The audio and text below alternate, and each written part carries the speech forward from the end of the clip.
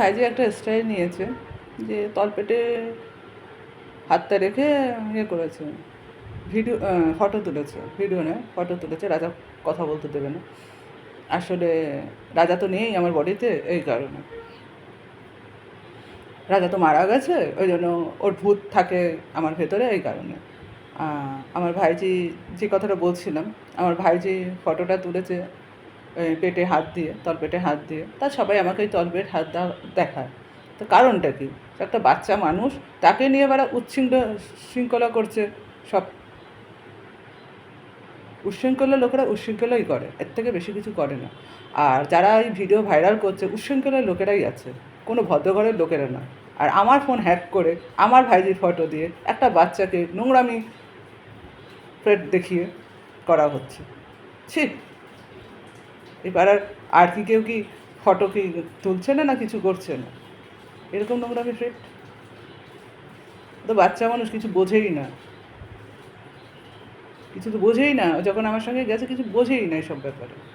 বাচ্চা মানুষ তো ফটো তুলেছে, সেই নিয়ে ট্রিট করা হচ্ছে। বাহ, দুনিয়ার লোকের কি তার কারণ হচ্ছে রাজধানীর বংশজে, নিন্দা তো করতেই হবে, আরে কী করে হবে নিন্দা না করলে? তার বংশকে আমরা কী করে রাজরানী হবো, আমরা কী করে ভারত মা হবো, কী করে কী হবো?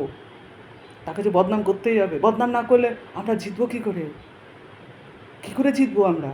আমার মেয়েরা রাজরানী হবে, গারতলা থেকে টাকা পেয়েছে না, ওই জন্য আমরা গান মারিয়ে টাকা পেয়েছি না, রাজরানী যে আমি আগাগোড়াই ছিলাম সেটা ভুলে গেছে। এখন মারা আমার মেয়েরা রাজরানী হবে, একে বদনাম করতে হবে। রাস্তা ভালো খুঁজে নিয়েছে, আর যে আগাছা আসে আমার কাছে, সেই আগাছাও তার টাকা ছাড়া কিছু চেনে না। যেই বলেছে আমি টাকা দান করে দেবো, সে এখন রেগে গেছে আমার উপরে রীতিমতো। রেগে গিয়ে এখন দেখাও করছে না, কিছু করছে না, যা পাচ্ছে তাই ভাইরাল করছে। টেরা তার সঙ্গে আবার নানারও আছে, দুজনেই টাকা পাচ্ছে না, আমার কাছ থেকে টাকা পাবে না, এই কারণে। কী অবস্থা! এ পাড়ার লোক টাকা চেয়েছিল, সাইনিয়ার লোকেরাও টাকা চেয়েছে, ওদের আমি আত্মীয় হই, প্রমাণ করবে না, কিছু পারেনি, এই জন্য এখন বদনামের ওপর বদনাম করে চলেছে। কিচ্ছু পাচ্ছে না, বদনাম তো করতেই হবে। ভাইয়ের সঙ্গে সম্পর্ক আছে, দেখেছে না আমার ভাইয়ের সঙ্গে আমি শুয়েছি, ওই কারণে।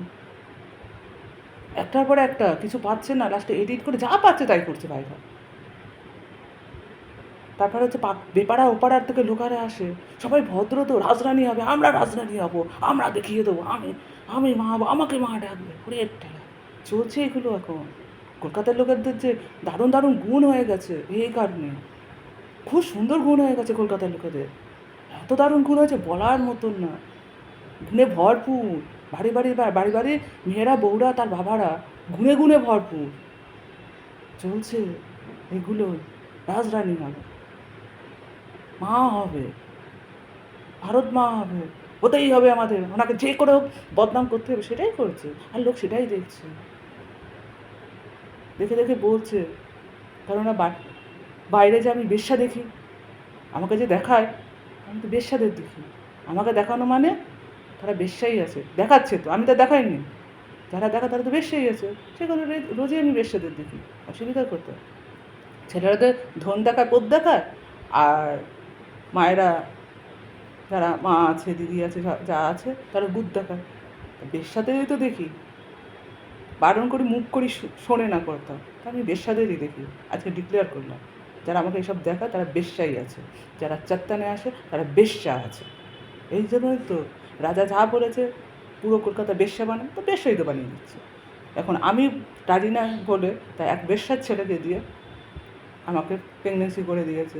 রোজ ওরা চাত্তানে আসে দেখে, এই কারণটা তো এখানে। রাজরানীকে বদনাম না করলে কী করে হবে? রাজরানী কারণ কোনো ছেলের কাছে যায় না, কিছু না, তাহলে চাত্তানেই মেনে দেওয়া হোক, অসুবিধা কোথায়? রাজা যে চাত্তানে আমাকে খেয়েছে, ওই জন্য সেই বেশ্যাকে বলেছে আমি খেয়েছি, এবার তুইও খা, তোরাও খা, এক এক করে খা, আমি আছি, কে কী বলবে মারা আমার দেখা যাবে। রাজা যে রেপ করেছে, রাজার বউ ভুলে গেছে রাজা যে রেপ করেছে, আর রাজার কেস আর তুলতে পারছি না, কারণ ওই বেশ্যাদের জন্য আমি তুলতেই পারছি না।